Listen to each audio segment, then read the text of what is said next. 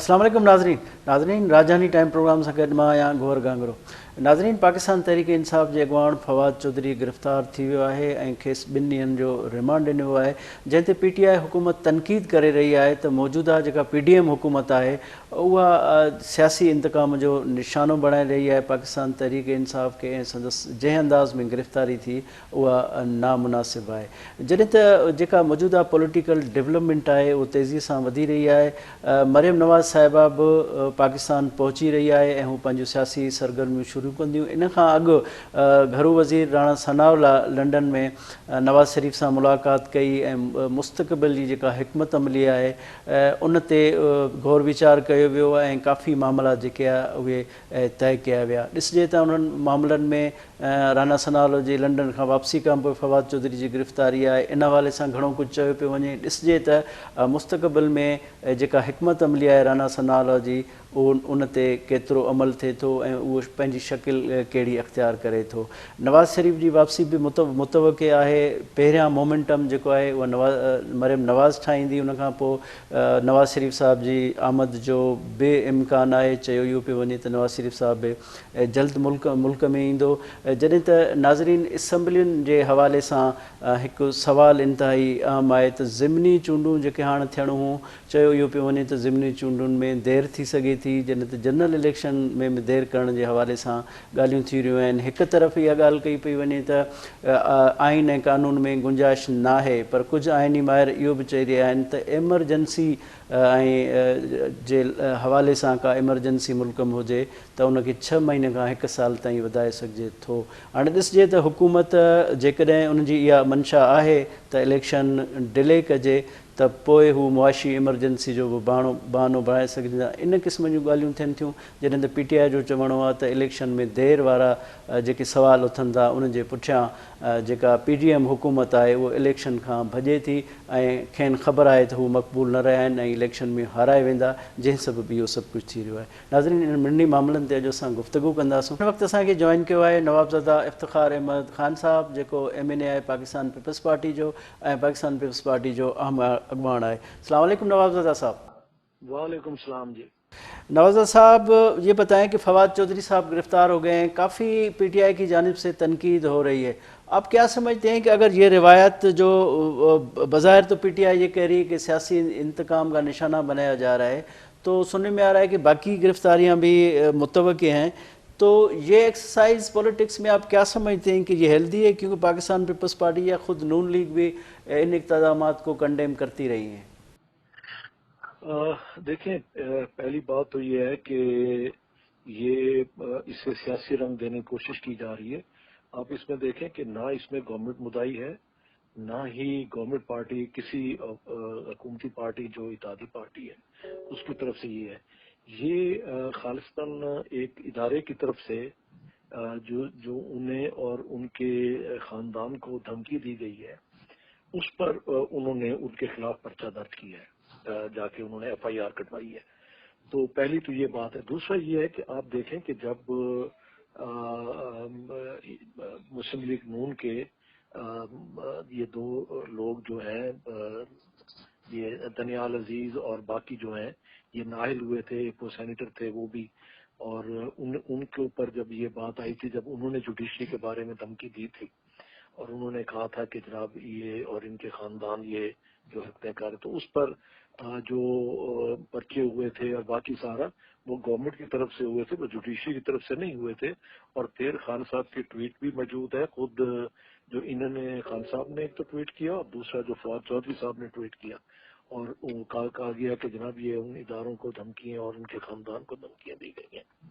तो अब एक गवर्नमेंट की तरफ से तो ऐसी कोई बात नहीं। गवर्नमेंट ने तो सिर्फ ये किया कि जब FIR दर्ज होती है तो ऑटोमेटिकली पुलिस जो है वो एक्शन लेती है, और फिर जो अपोजिशन के साथ होता रहा है, अब ये उसी को वो करना चाहते हैं कि जी इसे सियासी रंग देके। आप ये देखें कि ये थी इंतकामी कार्रवाइयाँ जो हमारे साथ हुई थी कि पीपल्स पार्टी की फरियाल तारपुर साहबा का क्या जुर्म था? सिर्फ ये जुर्म था ना कि वो सदर जरदारी साहब के हमशीरा हैं और उन्हें रात को 2 बजे हॉस्पिटल से वो बीमार हार्ट की मरीज उन्हें बेड से उठाया गया, एम्बुलेंस डॉक्टर्स ने मना किया کہ وہ ٹریول نہیں کر سکے. ایمبولینس میں ڈال کے اڈیالہ جیل میں انہیں تھے جو جیل مینول کے بھی خلاف تھا کہ کیا آپ اور وہ چاند رات عید والی رات صبح عید تھی اور رات کو 2 بجے. تو یہ تھی انتقامی کارروائی جو مریم نواز شریف صاحبہ کے ساتھ ہوا, جو آصف زرداری صاحب کے ساتھ ہوا, جو پرائم منسٹر شہباز شریف صاحب کے ساتھ, یا باقی لوگوں کے خلاف. انہوں نے تو پولیٹیکلی کیا. جہاں تو کوئی ایسی بات نہیں. پھر یہ ہر 10 دن بعد اپنی اسے وہ ٹیسٹ کرنے کے لیے اپنا لوگوں کو ٹرک کی بتی کے پیچھے کہ بس خان صاحب کو گرفتار کرنے آ رہے ہیں. خان صاحب کل صرف پریزیڈنٹ صاحب تشریف لے گئے ہیں عارف الوی صاحب لاہور میں, تو وہ انہوں نے وہ جو روٹ تھا وہ لگایا. انہوں نے کہا جی یہ تو جناب عمران خان کو ہر 10 دن بعد یہ تماشا یہ کرتے ہیں کہ جی شیر. اور کسی دن ہم تو نہیں, میں یہ چیز اچھی لگتی کہ کسی دن اگر شیر آ ہی گیا جو کہانیاں پڑھتے رہے ہیں بچپن میں تو لوگ اعتماد نہیں کریں گے. اب تک تقریباً 50 دفعہ تو یہ حرکت کر چکے ہیں. اچھا نوزاد صاحب یہ بتائیں کہ اب یہ جو تاثر ہے کہ ضمنی انتخابات بھی ملتوی ہو سکتے ہیں, ہو سکتا ہے کہ معاشی حالات کے تناظر میں جنرل الیکشن بھی ملتوی ہوں, تو کیا سمجھتے ہیں کہ اس طرح کی بات میں کوئی وزن ہے یا اس طرح کی ابھی باتیں کی جا رہی ہیں, کیونکہ آئین میں تو گنجائش ایسی ہے نہیں؟ دیکھیں نہیں, آئین میں اگر کوئی ایمرجنسی صورت ہو تو 6 مہینے سے 12 ماہ کی اس میں ہے, مگر بات یہ ہے کہ فی الحال کوئی ایسے حالات بھی نہیں ہیں. اور یہ ان کی ایک جس دن سے یہ اترے ہیں یہ 2-3 ان کی بڑی دلی خواہشیں ہیں, حسرتیں ہیں جو پوری نہیں ہو رہی. ایک تو ان کی پہلے دن سے یہ حسرت کہ جی ملک ڈیفالٹ ہوگا. دوسری ان کی بڑی یہ حسرت کہ جناب سری لنکا بنے گا. تو اللہ نے بڑا کرم کیا کہ ہم ان دونوں سے باہر نکل آئے ہیں اور وہ ان کی حسرتیں پوری نہیں ہوئی. اور اب ان کی تیسری حسرت یہ ہے کہ جناب کوئی ایسی ایمرجنسی صورت ہو اور الیکشنز نہ ہو. انشاءاللہ آپ دیکھیں گے الیکشنز اپنے ٹائم پر ہوں گے اور جو آئین اور قانون کہتا ہے اس کے مطابق ہوں گے. نہ ہم ایک دن پہلے کے حق میں ہیں نہ ایک دن بعد کے. چیئرمین بلاول بھٹو زرداری صاحب نے انہوں نے بڑا کلیئر اپنا سٹیٹمنٹ دیا ہے کہ ہم نہ ایک دن ڈیلے کریں گے نہ ایک دن پہلے کریں گے اپنے ٹائم پہ الیکشن انشاءاللہ. اچھا سر, عوام کے درمیان کنفیوژن تو ہے, عوام پریشان ہے کہ ایک امید تھی کہ پی ڈی ایم حکومت آئے گی تو ماضی میں جو حالات تھے وہ نہیں رہیں گے, لیکن حالات تو بدتر ہو گئے. اب کیا سمجھتے ہیں کہ یہ پی ڈی ایم نے جو حکومت لی اور رجیم چینج ہوئی اس کے بعد پی ڈی ایم کو کوئی فائدہ ہو سکا ہے؟ کیونکہ ابھی بھی عوام کے ذہنوں میں سوال ہیں, معاملات ہیں, مسئلے ہیں, کیا کہیں گے؟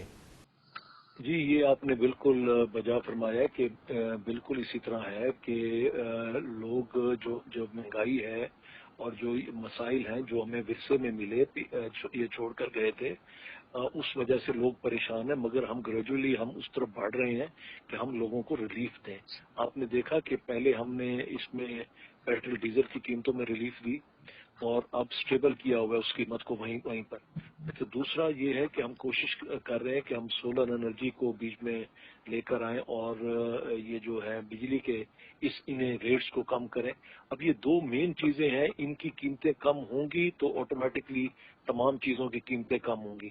یہی وجوہات تھیں جب ہم اپوزیشن میں تھے. ہم اسمبلی میں بار بار یہ سوال پٹ کرتے تھے کہ جناب جو آپ ایگریمنٹ کرنے جا رہے ہیں آئی ایم ایف کے ساتھ خدا را اسے اسمبلی میں لائیں, لوگوں کو یہاں جو 22 کروڑ عوام کا نمائندہ اسے سے کم پتہ ہو. ہم لوگوں نے عوام کو جا کے بتانا ہے کل کو یہ آپ رہیں یا نہ رہیں کل کو عوام کو بھگتنا ہوگا. اب یہ معاہدہ ہمارا ہوا وہ تو نہیں ہے جو روز آئی ایم ایف کر رہا ہے کہ جی یہ بھی ایگریمنٹ تھا, یہ بھی ایگریمنٹ, اسے بھی قیمت بڑھائیں, اس کی قیمت بڑھائیں, فلاں کریں. یہ ہماری طرف سے تو نہیں ہے. یہی لوگ کر گئے. اور انصاف کی تو مثال اسی طرح ہے کہ شاید آپ کو شیخو پورہ کا واقعہ یاد ہو کہ جب زینب بچی کا قتل ہوا تھا, اس کے ساتھ زیادتی ہوئی تھی, تو جو قاتل تھا وہ فرنٹ اس پہ تھا جنازے میں, وہ سب سے زیادہ دھاڑے بھی وہی مار رہا تھا, چیخ بھی وہی رہا تھا اور فرنٹ لائن میں جنازے میں بھی وہی ٹہرتا رہا تھا.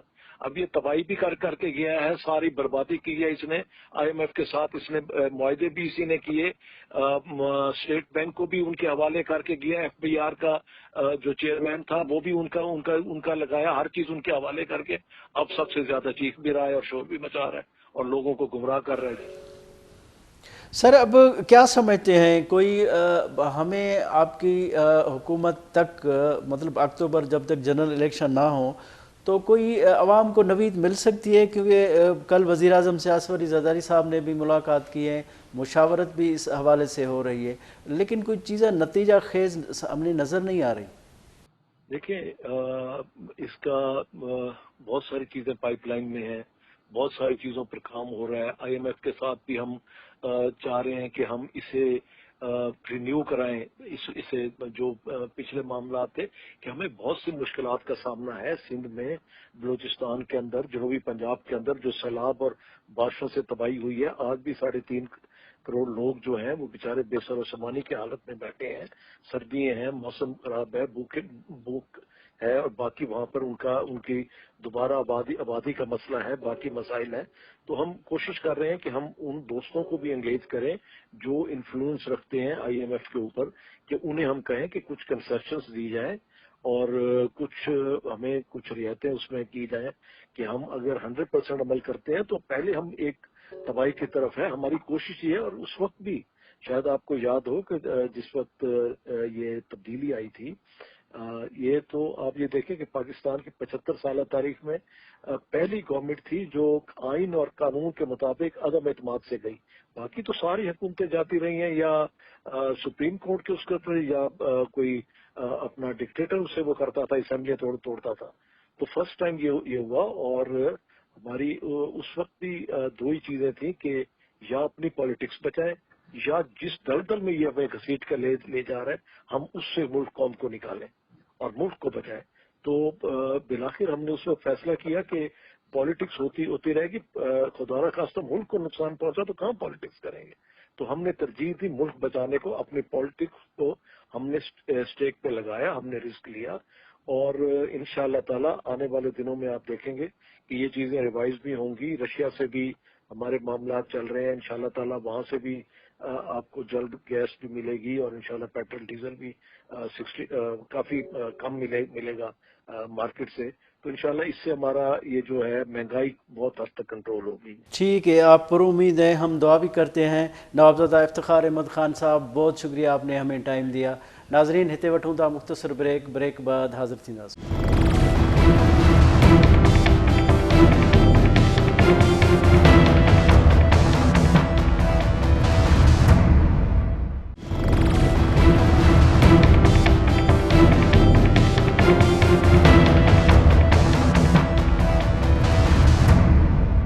ناظرین ویلکم بیک۔ ناظرین ہن وقت اساں کے جوائن کیا ہے جے پرکاش لوہاڻو صاحب، جو پاکستان تحریک انصاف جو قومی اسمبلی میں جو ممبر ہے، پی ٹی آئی جو اہم اگواڑ ہے۔ السلام علیکم جے صاحب۔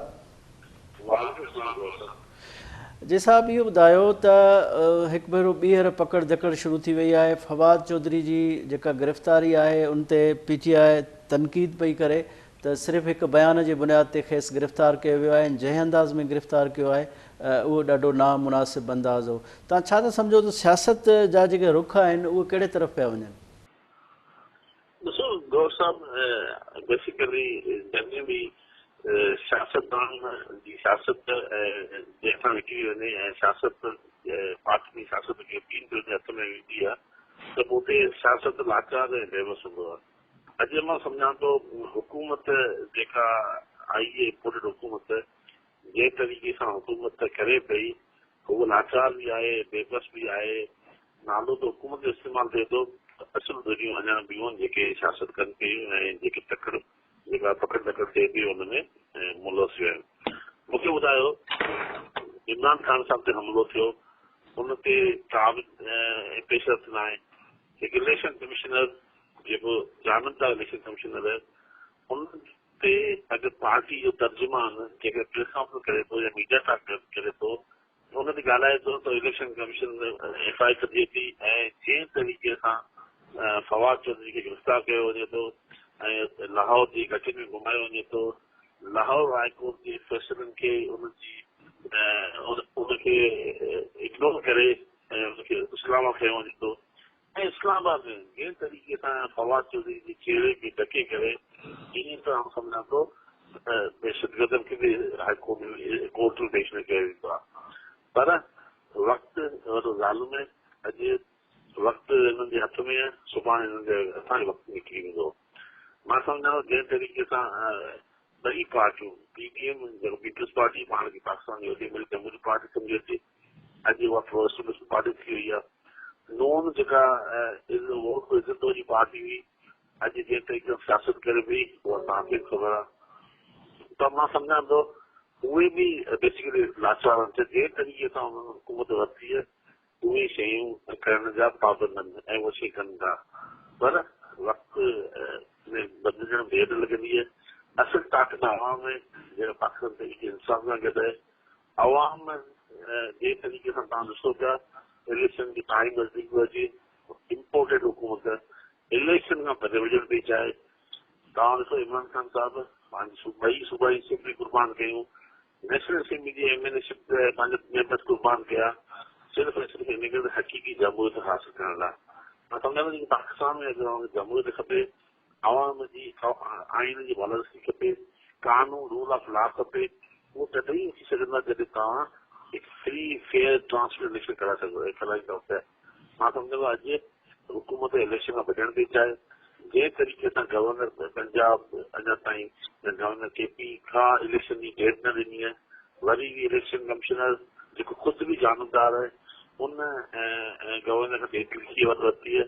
त मां सम्झां थो इहा अञा इलेक्शन खां बचण जो तरीक़ेकार आहे, इलेक्शन खे टूर बचणु चाहिनि, गैर मुनासिब अमल आहे, गैर आइनी अमल आहे, आइन जे आर्टिकल मुताबिक़ आइन कानून जे आइन मुताबिक़ 90 ॾींहंनि अंदरि हिननि खे इलेक्शन कराइणी आहे।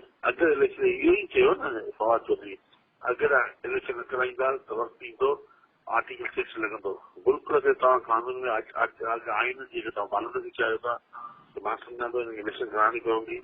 इलेक्शन में हिनखे शिकस्त नज़र अचे पई, कंहिं न कंहिं तरीक़े सां इलेक्शन डिले करण जी कोशिशि कई वेंदी, पर आवाम रोडनि ते ईंदी, इमरान खान रोडनि ते हूंदो, असां पंहिंजी MLA-शिप कुर्बान कयूं, असां पंहिंजी असेंबली कुर्बान कयूं, पर असां आवाम गॾु आहे ऐं इंशाअल्लाह ताला सच आवाम ई थींदी।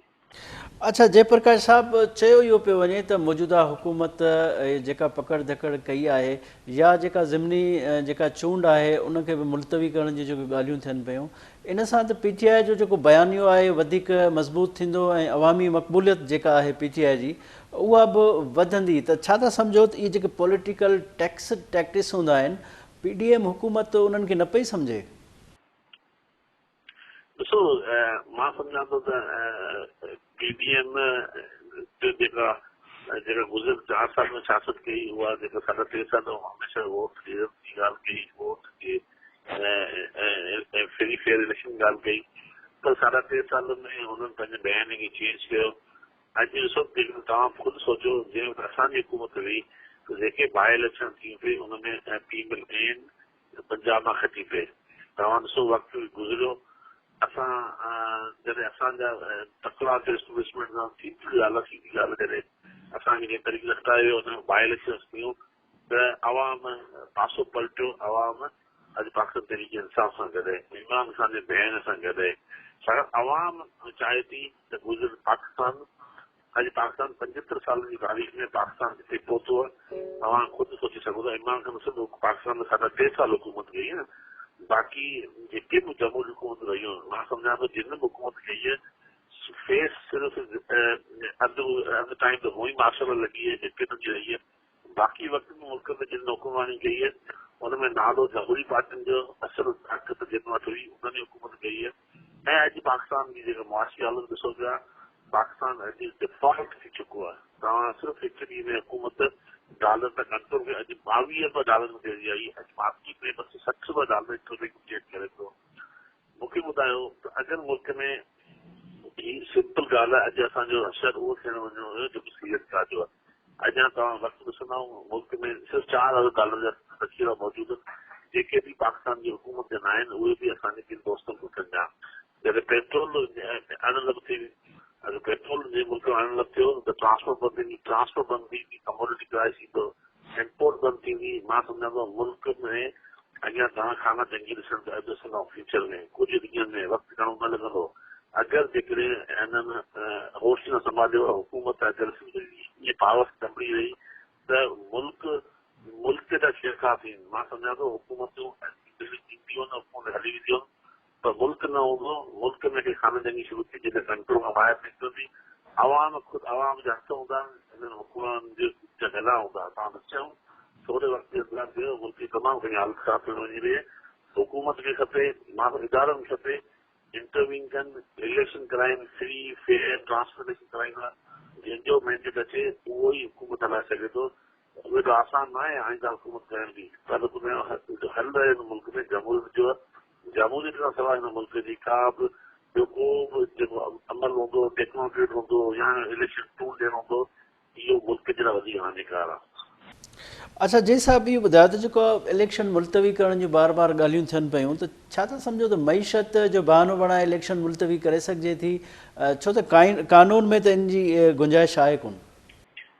ॾिसो जॾहिं हुकूमराननि खे ख़बर पइजी वञे अवाम हुननि खां परे आहे जॾहिं हुनखे सम्झ में अचे अवाम असांखे अवाम असांखे हुकूमत खां ॿाहिरि ॾिसण थी चाहे त हुकूमत हमेशह चाहींदी कंहिं न कंहिं तरीक़े सां असां मुल्क ते राज कयूं। मां सम्झां थो जेको मैसेज जो भरोसो करणो हुजे हुनजी बेसिक वजह इहा बि आहे त हुकूमत चाहिनि था त मुआशी त अहिड़ा हालात ख़राब थियनि त असां कंहिं न कंहिं तरीक़े सां बहानो ॻोल्हियूं त असां वधीक रहण ॾियूं छाकाणि त हिननि खे कुझु आइनी ऐं कानूनी माहिरनि मशवरो ॾिनो त 6 महीना हुकूमत खे एक्सटेंड करे सघूं था 2-6 महीना ॿिया करे सघूं था पर अगरि तव्हां कानून आइन इजाज़त बि ॾे तव्हां हुन में वधीक मुल्क खे तबाही जे रास्ते वठी वेंदा। मां सम्झां थो त हुकूमत जी कोशिशि हूंदी त असां ॾिसो तव्हां जंहिं तरीक़े सां निगरान जो मतिलबु छा हूंदो आहे त हिकु अहिड़ो न्यूट्रल माण्हू हुजे जेको सूबे जी निगरानी करे सघे फ्री फेयर इलेक्शन कराए सघे।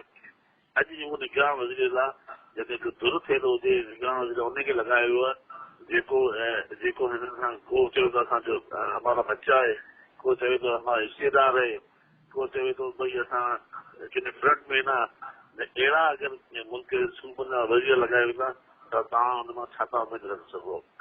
मां सम्झां थो जंहिं तरीक़े सां पंजाब में मौसम नकी वज़ीर लाइ निगरान कयो इहो नाकाबिल क़बूल आहे इहा प्री पोल रिगिंग जी शुरूआत आहे।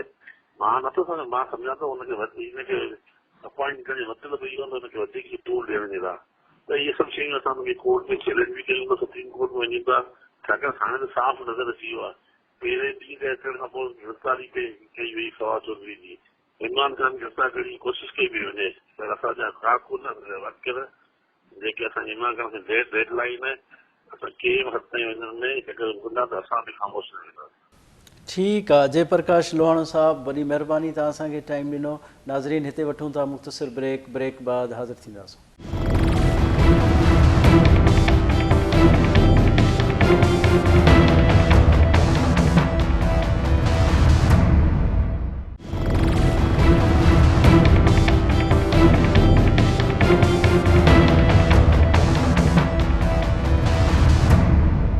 नाज़रीन वेलकम बैक। नाज़रीन हिन वक़्तु असांखे जॉइन कयो आहे डॉक्टर दर्शन लाल साहब जेको MNA आहे क़ौमी असम्बली जो ऐं मुस्लिम लीग नवाज़ सां संदसि तालुक़ु आहे ऐं मुस्लिम लीग नवाज़ जो अहम अॻुवान आहे। अस्सलाम वालेकुम डॉक्टर साहब। वालेकुम सलाम।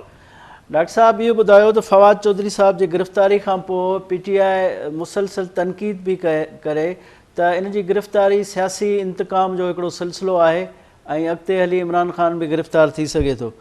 PDM जमातूं जमहूरियत ते यकीन रखनि थियूं त वाक़िअतन कोई सियासी इहो इंतकाम जो निशानो आहे।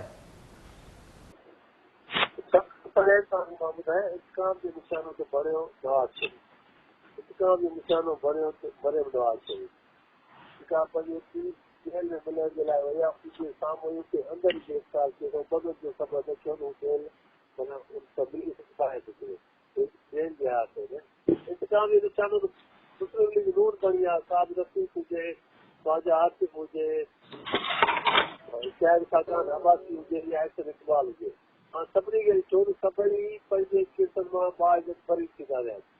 केस छा हुया केस बि पूरा हुया वरी गलत केस हुआ ऐं इंतकाम जो निशानो असां बणिया आहियूं। इंतकाम जो निशानो ॿियूं सियासी जमातूं बणियूं आहिनि। इलेक्शन केस किथां आहिनि तव्हां मीडिया बि ॾिसो इलेक्शन कमीशन जे ख़िलाफ़ ॻाल्हाइण जजिस जे ख़िलाफ़ ॻाल्हाइण ऐं जेको आहे अदलिया जी तनक़ीद जो निशानो बणाइण ही सभु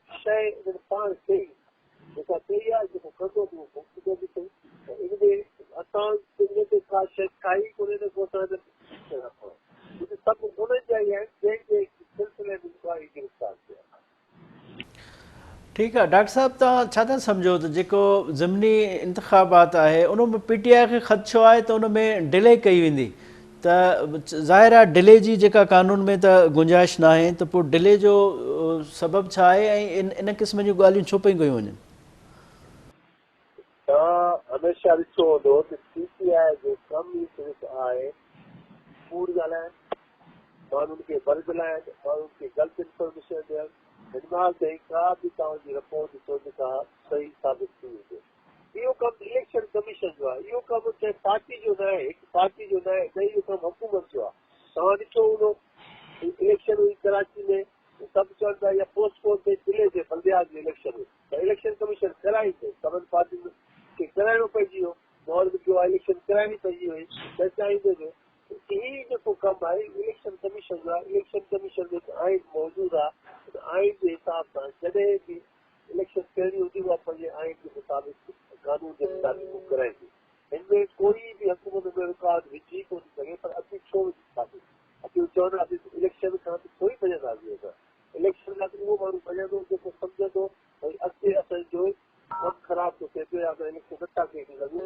जेको हिन सां थियो PTI सां कराची जी बल्दियात जी इलेक्शन ते तव्हां ॾिठो हूंदो बल्दियात में हू जेका बिल्कुलु फिटी वई आहे हुते कराची में जिते हुनजा 15-16 MLA हुजनि उते हो सिर्फ़ु 40 मेंबर कढी सघे या 35 कढी सघे हीअ असां त शुरू खां वठी इलेक्शन विढ़ंदा आया आहियूं इलेक्शन में बिलीव आहे जमहूरियत वारा माण्हू आहियूं असां पहिरें बि तव्हां ॾिठो हूंदो मियां शहबाज शरीफ़ असेंबली में एतिरी ज्यादतियुनि जे बावजूदि एतिरो हुनजे बदफ़ज़ीलत ॻाल्हाइण जे बावजूदि कॾहिं बि उचो बाबा त सभु शइ विसारी था तव्हां अचो अचो हिसाब जी मुइशत कई हू त आफ़त ॾिनी वॾे दिलि खोले करे आफ़त ॾिनी जेका उन क़बूल न कई बल्कि उल्टो अञा हू ग़लति ॻाल्हाईंदो रहियो आहे इन जे करे इलेक्शन खां त असां भॼण वारा आहियूं कोन तॾहिं इलेक्शन थींदी इलेक्शन कमीशन कराईंदी असां हुते हिसो बि वठंदासीं ऐं असां जेका हुते बाक़ाइदे कानून जी हासिल कंदासीं अच्छा डॉक्टर साहब तव्हां इलेक्शन कमीशन जी ॻाल्हि कई त ख़ालिसतन इलेक्शन कमीशन जो कमु आहे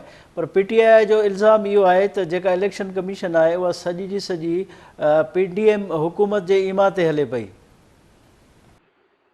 मूंखे तव्हां इहो ॿुधायो इलेक्शन कमीशन जेको हींअर आहे इहो कंहिं जो मुक़ररु थियो छा हुन प्राइम मिनिस्टर इमरान खान न हुयो छा हुन न कयो वो चवे तो मुंहिंजी ग़लती आहे उन सां मुंहिंजे चवण में का शइ हुजे उहो सभु ठीकु आहे मुंहिंजे चवण में न हुजे त उहे माण्हू ग़लति आहे तव्हां खे ॾिसो जंहिं जंहिं माण्हू जे लाइ उहो अॼुकल्ह ॻाल्हाए थो उहे माण्हू उनजा पंहिंजा हुया ऐं उनजो पान आंदो उन खां पोइ बि उनखे हाणे ॻाल्हाए थो पियो त इहो मुंहिंजे ख़्याल में असांखे ख़ुशियाती मसइलो आहे ऐं इहो उनखे डॉक्टर खे ॾेखारणु घुरिजे छाकाणि त मुल्की न हलाईंदा आहिनि ज़रूरती हूंदी आहे त इहे मसइला जेके हूंदा आहिनि सभिनी जो नालो ई आहे त रस्तो पैदा करणु जिते रुकावट हुजे जिते गुज़ारा हुजनि उनजो रस्तो ॻाल्हि जे ज़रिए पैदा करणु मां सम्झां थो हिते हुनजो ॻाल्हि जेको वज़न आहे अच्छा इहे बि ॻाल्हियूं डॉक्टर साहिबु साम्हूं आयूं आहिनि त घरू वज़ीर राणा सनाउल्ला साहिबु लंडन में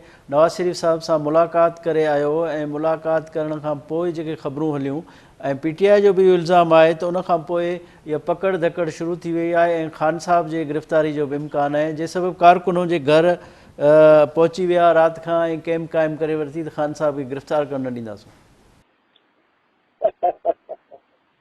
मूंखे इहा ॻाल्हि सम्झ प्रोपेगेंडा जी इहा जेका मशीनरी आहे प्रोपेगेंडा जी जेका फैक्ट्री आहे इहा एतिरी एडवांस आहे उनखे अॻु में ख़बर पइजी ख़ान साहिब गिरफ़्तार थिए थो ऐं माण्हू अची वेही रहिया मूंखे हिकु ॻाल्हि ॿुधायो जेकॾहिं कंहिंखे गिरफ़्तार करणो हुजे स्टेट जे अॻियां इहे 40-50 माण्हू छा थी रखंदा आहिनि पाण करे वेंदा आहिनि छाकाणि कानून जे पंहिंजो हिकु रस्तो आहे उहो कानून जे रस्ते में कोई बि रुकावट नहीं वठंदो आहे पंहिंजी हिकु जेका सिर्फ़ आहे पाण खे जेको आहे वधीक जेको आहे तज़ुर्बो समुझाइण जे लाइ माण्हुनि में हमदर्दी पैदा कराइण जे लाइ उहो पंहिंजो ड्रामो आहे इहो हमेशह हू कंदो रहंदो आहे त अॻु में ॾिठो अॻु में त मूंखे गिरफ़्तार कनि था माण्हू विहारे करे मूंखे गिरफ़्तार कंदा तव्हां ॿुधायो जेकॾहिं हुनखे गिरफ़्तार करणो हुजे असांखे त एतिरो कंहिं प्रयास छो न गिरफ़्तार थिए घर छो गिरफ़्तार थिए हालांकि हुन केसिस बि आहिनि वरी ॿई केसिस बि आहिनि पर इहो हिकु जेको आहे उनजी सिर्फ़ जेका आहे उनजो जेको आहे पंहिंजो जेको आहे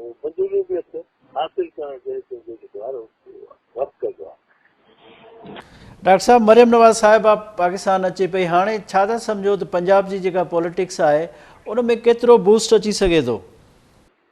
जी जी बिल्कुलु बिल्कुलु बूस्ट अप तव्हां ॾिसंदव त इंशाअल्लाह ताला पंजाब जेको आहे हिकिड़ो सीएम जेको आहे पाकिस्तान में रूप चेंज कंदी ऐं जेको आहे उन में हींअर माण्हू जी ॻाल्हियूं सम्झ में अचनि थियूं।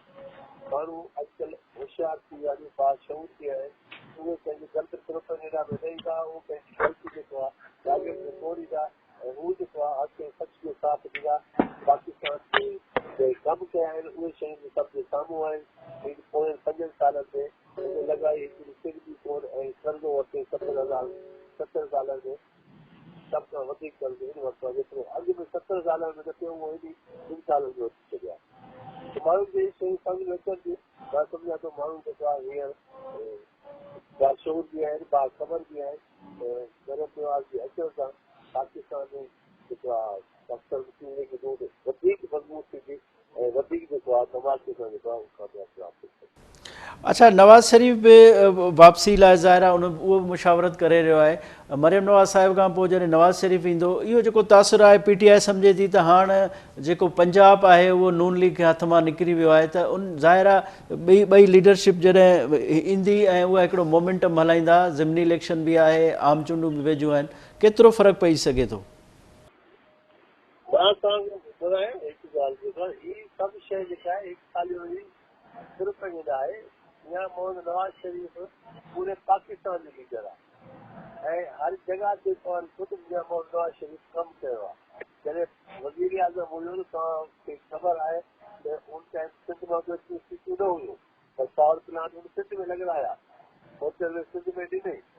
उन खां अलावा जेको आहे लॉ एंड ऑर्डर कराची जो तव्हां पाण ॾिसो हालतूं थी असां त निकिरी कोन सघंदा हुआसीं। आम आदमी जी तरह छा हालतूं थी लॉ एंड ऑर्डर जो मैटर थियो। नवाज़ शरीफ़ जॾहिं ईंदो पोइ तमामु मस्तु थींदो ऐं पूरे पाकिस्तान में तव्हां ॾिसंदो सिर्फ़ु नवाज़ शरीफ़ हूंदो ऐं इंशाअल्लाह ताला 2% मेजॉरिटी खां वधीक जेको आहे कोशिशि करे। ठीकु आहे डॉक्टर दर्शन लाल साहब, वॾी महिरबानी तव्हां असांखे टाइम ॾिनो। नाज़रीन, हीउ शो तव्हां ॾिठो ईंदड़ राजधानी टाइम में कंहिं नए मौज़ूअ सां गॾु हाज़िर थींदासूं। पंहिंजे मेज़बान गौहर गांगरो खे इजाज़त ॾींदा। अल्लाह हाफ़िज़।